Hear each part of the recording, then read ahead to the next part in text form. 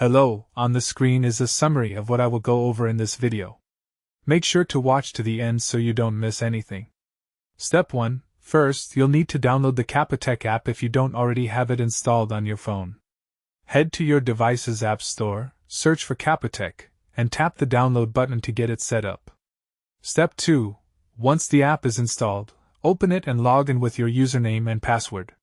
If you don't have an account yet, you'll need to create one using your banking details and personal information.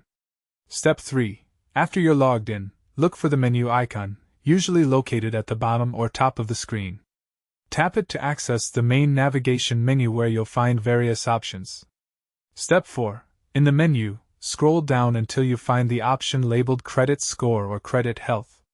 This section is specifically designed to show you your credit information and rating. Step 5. Tap on the credit score option and your current score will display on the screen along with some helpful insights. You'll also see factors affecting your score and recommendations for improvement.